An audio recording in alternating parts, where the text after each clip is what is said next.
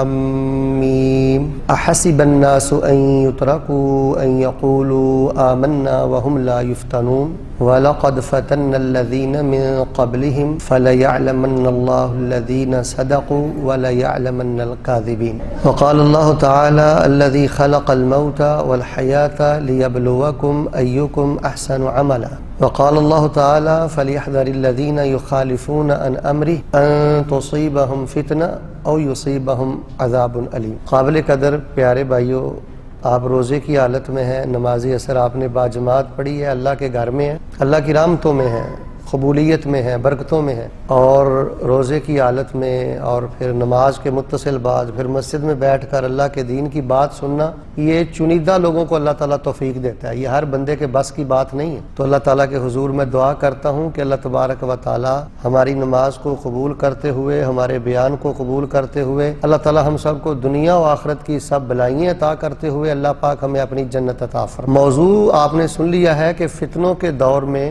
مومن اور مسلمان کا موقف کیا ہونا چاہیے، یعنی جب فتنے ہوں اور آزمائشوں کی برمار ہو تو ایک مومن کو کہاں کھڑا ہونا چاہیے، اس کا کیا کردار ہونا چاہیے۔ تو سب سے پہلے یہ بات اچھی طرح آپ سن لیں اور سمجھ لیں کہ رسول اللہ صلی اللہ علیہ وآلہ وسلم کی بلا مبالغہ کئی ایک روایات ہیں جن سے یہ اشارہ ملتا ہے کہ آپ علیہ الصلوۃ والسلام نے فرمایا تھا کہ جیسے جیسے وقت گزرتا جائے گا اور آپ لوگ قیامت کے قریب ہوتے جاؤ گے، فتنے بڑھتے جائیں گے، فتنے بڑھتے جائیں گے، ایک سے بڑھ کر ایک فتنہ ہوگا۔ بلکہ ایک روایت میں نبی علیہ السلام نے فرمایا قطع اللیل المظلم، فتنے جو ہیں وہ اندھیری رات کی طرح ہوں گے، کمواقع القطر، بارش کے قطرات کی طرح فتنے تم پہ گریں گے۔ اور ایک روایت میں آپ نے فرمایا تموج موج البحر، جس طرح سمندر میں لہریں ہوتی ہیں، موجیں ہوتی ہیں، اسی طرح بڑے بڑے فتنے آئیں گے۔ اور اسی طرح ایک روایت میں آپ نے فرمایا کل حسیر عودا عودا، چٹائی کی جو جیسے تنکے ہوتے ہیں نا، ایک چٹائی بنتی ہے تنکوں کے ساتھ تو بہت زیادہ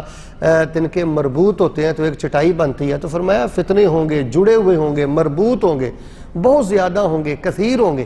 اور ایک روایت میں آپ نے فرمایا تورز الفتن علی القلوب، یہ فتنوں کا وار اور فتنوں کی یلغار بندے کے دل پہ ہوگی۔ اور نبی علیہ السلام نے فرمایا جو بندہ فتنے کو قبول کرے گا اس کے دل پر ایک سیاہ نشان لگ جائے گا، حتیٰ کہ اس کا دل سیاہ ہو جائے گا، کالا ہو جائے گا، الٹے پیالے اور گلاس کی طرح ہو جائے گا، وہ کسی خیر کو قبول نہیں کرے گا۔ جو دل میں اچھائی پہلے تھی اس کو بھی وہ ڈھیل دے گا، اس کو بھی وہ نکال دے گا۔ اور فرمایا وَأَيُّ قَلْبٍ أَنْكَرَهَا، اور جو دل فتنوں کو قبول نہیں کرے گا، آپ نے فرمایا اس کے دل پہ سفید نشان ہوگا، حتیٰ کہ اس کا دل بالکل اجلا ہو جائے گا، روشن ہو جائے گا۔ اور بعض روایات سے پتہ چلتا ہے رسول رحمت صلی اللہ علیہ وسلم فرماتے ہیں جب فتنے آئیں گے تو بڑے بڑے عقل مند لوگوں کی عقلیں بھی لے جائیں گے۔ باب و ذہاب العقل عند ظہور الفتن، یہ محدثین نے باب باندھے ہیں۔ تو بنیادی طور پر ہم نے اپنی بات کو 3 حصوں میں تقسیم کیا ہے۔ پہلا حصہ میں نے مکمل کر دیا ہے کہ شریعت نے ہمیں آگاہ کیا ہے کہ بڑے بڑے فتنے ہوں گے قرب قیامت، میرے جانے کے بعد آپ نے فرمایا بڑے فتنوں کا تمہیں سامنا کرنا ہوگا۔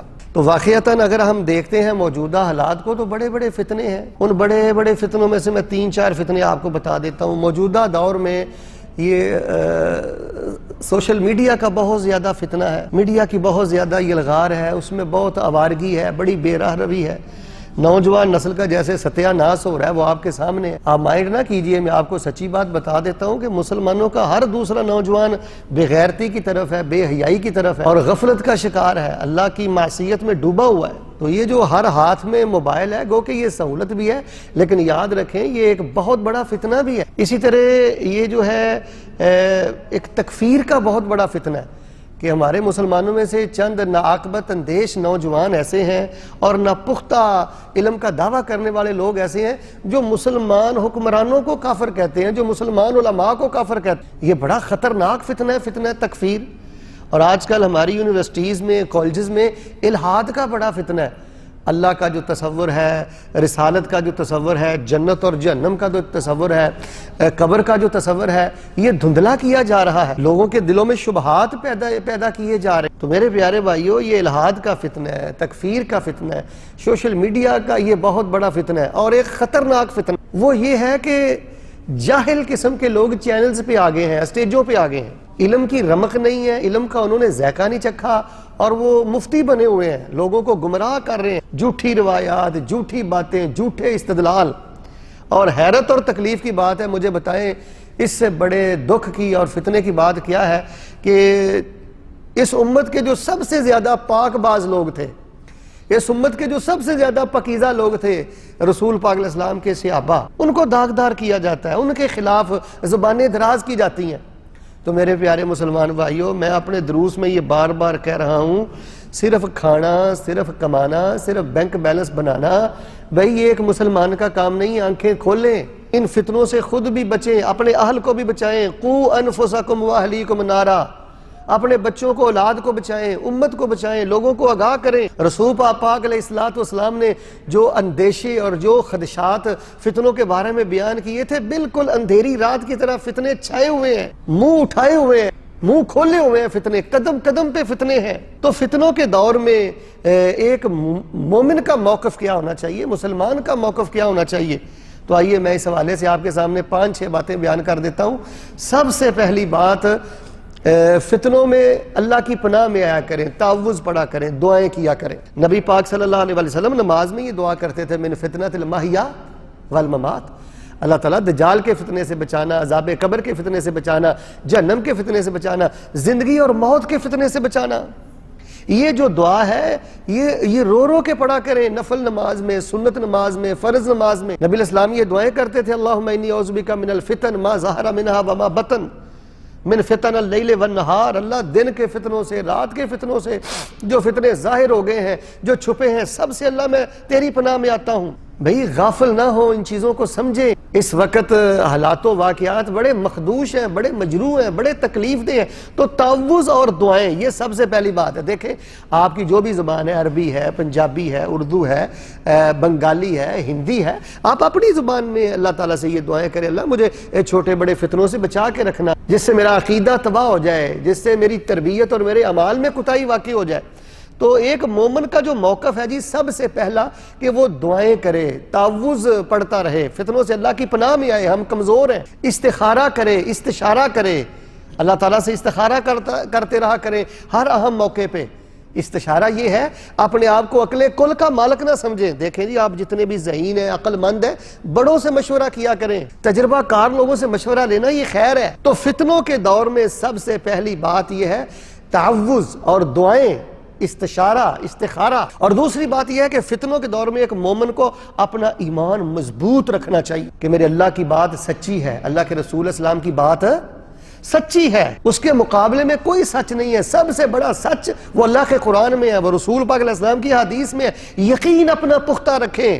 ایک مومن کے یقین میں، ایمان میں تزلزل نہیں آنا چاہیے. اعمال میں آگے بڑھیں. نبی علیہ السلام نے فرمایا کہ بڑے بڑے خطرناک فتنے ہوں گے، علم کے نام پہ جہالتیں ہوں گی، قتل و غارت ہوگی، فسادات ہوں گے، آوارگی ہوگی، بے رحمی ہوگی، تمہارے ایمان کو لوٹا جائے گا. فرمایا نیک اعمال میں آگے بڑھو، بادرو، آگے بڑھو، ایک دوسرے کو کراس کرو نیک اعمال میں. تو میرے پیارے بھائیو، ایک مومن بندے کو فتنوں کے دور میں تعوذ، دعائیں، ایمان کی پختگی اور نیک اعمال میں آگے بڑھنا چاہیے. اور تیسری اہم ترین بات یہ ہے التمسک بالکتاب والسنہ، قرآن و حدیث کے ساتھ چمٹ جائیں. قرآن جو ہے یہ فتنوں سے بچاتا ہے، رسول علیہ السلام کی احادیث جو ہے وہ فتنوں کی نشاندہی کرتی ہیں، بندے کو فتنوں سے بچاتی ہیں. تمسک بالکتاب والسنہ، شرعی علم یہ ہے، اس کے ساتھ چمٹیں. یہ جو جالیات کے ذریعے اور بصائر الہدایہ کے ذریعے یہ جو دروس ہوتے ہیں، ان دروس میں بیٹھا کریں. چلے میں بڑی بات نہیں کرتا، میں تو چلو پاکستان سے ہوں، میں کہتا ہوں کہ آپ کے اسی حی سے، اسی محلے سے آپ کی مسجد کا امام بھی بیٹھ کر آپ کے سامنے کو دین کی بات کرے، ہمہ تنگوش ہو کے سنا کریں. ہو سکتا ہے کسی ایک عالم کا مختصر درس آپ کو کسی بڑے فتنے سے بچا لے، آپ کے ایمان کو جلا ملے، پختگی ملے. تو کتاب و سنت کے ساتھ چمٹے، خود قرآن کا ترجمہ پڑھیں، احادیث پڑھیں، دین کی مجلس میں بیٹھیں. اور چوتھی بات یہ ہے الرجوع الی العلماء الربانیین، جو رب والے قرآن و حدیث کے عالم ہیں، ان کے ساتھ چمٹ جائیں. فتنوں کے دور میں اپنے آپ کو فتنوں سے بچانا، گمراہی سے بچانا. دیکھیں جی، ہر وہ چیز فتنہ ہے جو آپ کو اللہ سے دور کر دے، رسول اسلام سے دور کر دے، آخرت سے دور کر دے. اولاد بھی فتنہ ہے، مال بھی فتنہ ہے، شہرت بھی فتنہ ہے. ہر وہ چیز جو آپ کو آخرت سے غافل کر دے وہ آپ کے لیے فتنہ. اور ویسے بھی شاید آپ کے علم میں ہوگا، یہ جو فتنے ہوتے ہیں نا، گمراہیاں آتی ہیں اور پھر اس میں کھرے کھوٹے کی پہچان ہو جاتی ہے. فتنے کی تعریف لغوی کیا ہے؟ ادخال الذهب فی النار، سونے کو آگ میں پھینکنا، بھٹی میں پھینکنا۔ جب آپ سونے کو بھٹی میں پھینکتے ہیں تو سونا الگ ہو جاتا ہے، کھوٹ الگ ہو جاتی۔ اسی طرح جب ایک فتنہ آتا ہے تو منافق الگ ہو جاتے ہیں، مخلص الگ ہو جاتے ہیں، سچے مسلمان اور سچے مومن الگ ہو جاتے ہیں، اور دین کے نام پر دکانداریاں کرنے والے مفاد پرست الگ ہو جاتے ہیں۔ فتنے میں کھرے کھوٹے کی تمیز بھی ہوتی ہے، حق و باطل کے درمیان فرق بھی ہوتا ہے۔ تو فتنے کو سب سے پہلے پہچاننے والے یہ علماء ربانیین ہوتے ہیں، جو کتاب و سنت کے عالم ہوتے ہیں، جو قرآن و حدیث کے عالم ہوتے ہیں۔ یہ میں قرآن و حدیث کے عالم اس لیے کہہ رہا ہوں کہ آپ مجھے معاف کیجئے، یہ بھی فتنہ ہے۔ آپ چینلز پہ دیکھیں، لوگوں نے بڑے بڑے رومال لیے ہوئے ہیں اور بڑے بڑے جبے کبے ہیں اور بڑی بڑی دستاریں ہیں، لیکن وہ شرک کی دعوت دیتے ہیں، بدعات کی دعوت دیتے ہیں، قصے کہانیاں بیان کرتے ہیں۔ یہ چھوٹا فتنہ ہے۔ داڑھی ہے، تسبیح ہے، اور وہ اہل علم کا لبادہ اڑا ہوا ہے، اور سادہ مسلمانوں کے دین کے ساتھ وہ تماشا کرتے ہیں۔ تو جو کتاب و سنت کے علماء ہیں، یہ اللہ کی نعمت ہے، ان کے ساتھ چمٹے۔ فتنوں کے دور میں میں یہ سمجھتا ہوں دو چیزیں سب سے زیادہ کارآمد ہے، ایک علم شرعی قرآن و حدیث سے چمٹ جائیں، اور ایک کتاب و سنت کے حامل علماء سے چمٹ جائیں۔ اور اسی طرح سب سے اہم ترین بات، ایک مومن اور مسلمان کو فتنوں کے دور میں کیا کرنا چاہیے؟ پانچویں اہم ترین بات یہ ہے کہ فتنوں کے دور میں ایک مسلمان کو صبر سے کام لینا چاہیے، جلد بازی نہیں کرنی چاہیے۔ جلد بازی، تیزی اور ان چیزوں نے بگاڑ پیدا کر دیا ہے۔ قلت العلم اور قلت الصبر، جہاں علم تھوڑا ہوگا، صبر تھوڑا ہوگا، وہ جگہ فتنوں کی اماج گاہ ہوگی۔ اپنے اندر ٹھہراؤ پیدا کریں، نرمی پیدا کریں، عجلت سے کام نہ لیں۔ ایک مومن جو ہوتا ہے وہ جلد باز نہیں ہوتا، فتنے کی تشہیر نہ کریں۔ ہمارے برِ صغیر پاک و ہند میں دیکھیں، چینلز پہ لوگ بیٹھے ہوئے ہیں، فتنوں کی تشہیر کرتے ہیں، برائیوں کی تشہیر کرتے ہیں۔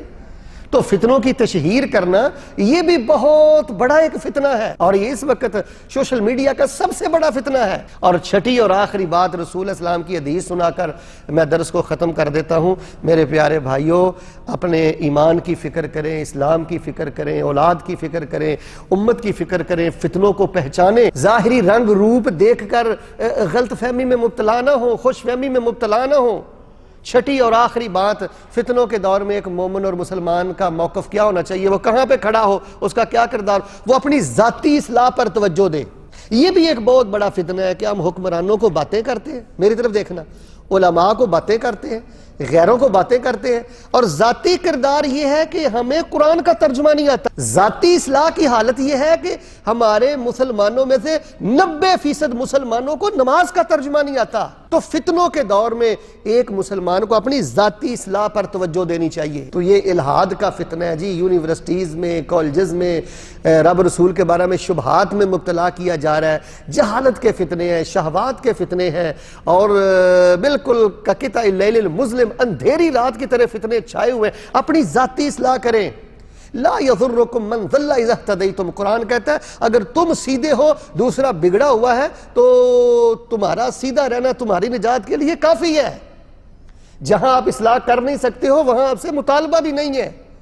تو ہمہ وقت لوگوں کی طرف اشارے، لوگوں کی طرف نگاہیں، یہ بھی ایک بہت بڑا فتنہ ہے۔ جہاں چند لوگ بیٹھتے ہیں، آپ اس بات کو چیک کر لیجئے گا، چند لوگ بیٹھتے ہیں وہ غیروں پر ہی کیچڑ اچھالتے ہیں۔ جی مولوی ایسے ہیں، حکمران ایسے ہیں، جی لوگ ایسے ہیں، بھئی تو کیسا ہے، تو کہاں پہ کھڑا ہے، تیری زبان کیسی ہے، تیرے دل کی کیفیت کیا ہے، تیرے دل میں معافی کے جذبات کیا ہیں، تو نے دین کے لیے کیا ہے، صرف باتیں، زبانی جمع خرچ۔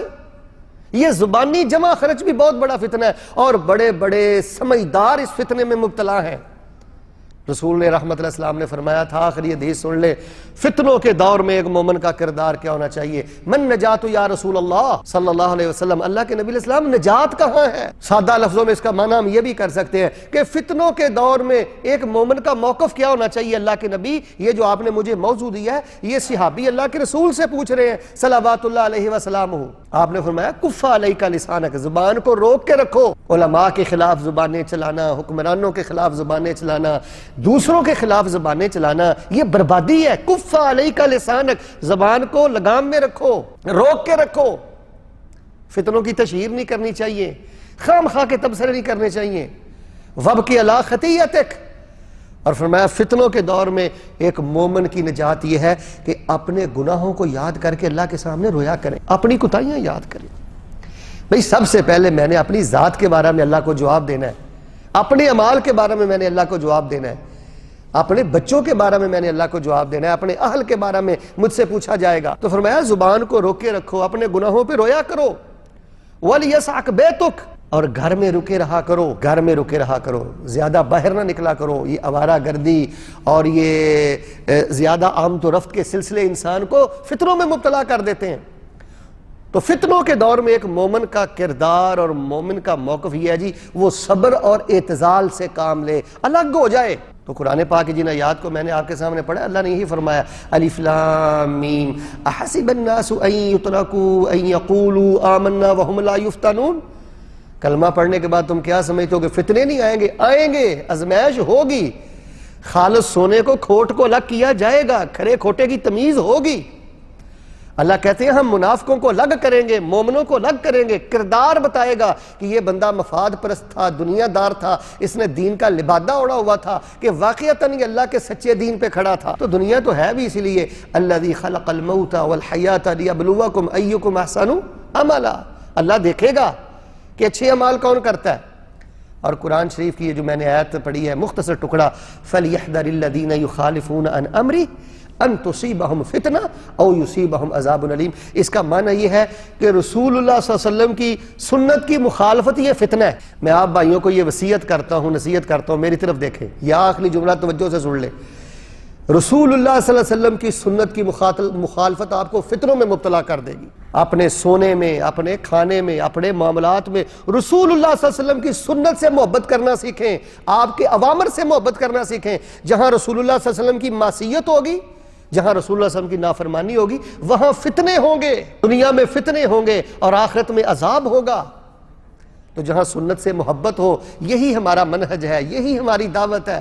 ہمارا کسی سے کوئی جھگڑا نہیں ہے، ہم فتنوں کے دور میں بھی سنت کی محبت کی دعوت دیتے ہیں، اور فتنوں کے دور میں بھی اتفاق اور اتحاد کا معیار یہ رسول اللہ کی سنت کی محبت ہے۔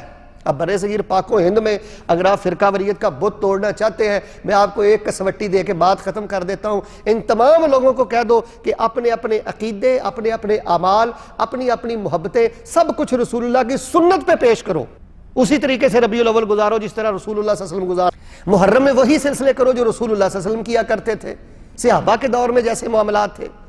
تو آج بھی میں یہ سمجھتا ہوں کہ فتنوں کا علاج، معالجہ رسول اللہ صلی اللہ علیہ وسلم کی سنت کی برکت کے ساتھ کیا جا سکتا ہے۔ اللہ تبارک و تعالیٰ کے حضور دعا فرمائیں جی، اللہ تبارک و تعالیٰ ہم سب کو تمام چھوٹے بڑے فتنوں سے محفوظ فرمائے۔ اس وقت دنیا فتنوں کی اماج گاہ بن چکی ہے، اور بالکل اندھیری رات کی طرح اور بارش کے قطرات کی طرح اور سمندر کی لہروں کی طرح فتنے ہیں، لیکن ہم نے بالکل آنکھیں بند کی ہوئی ہیں جی۔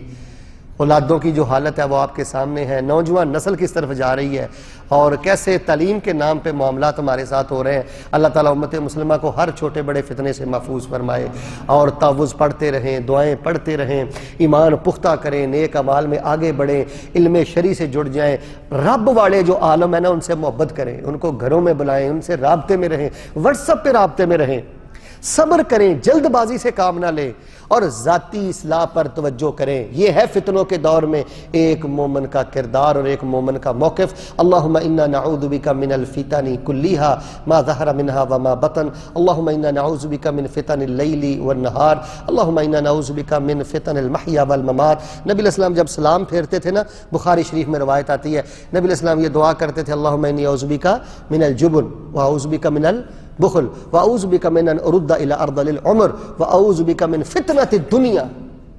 نماز کے اندر بھی پناہ مانگتے تھے، نماز کے بعد بھی پناہ۔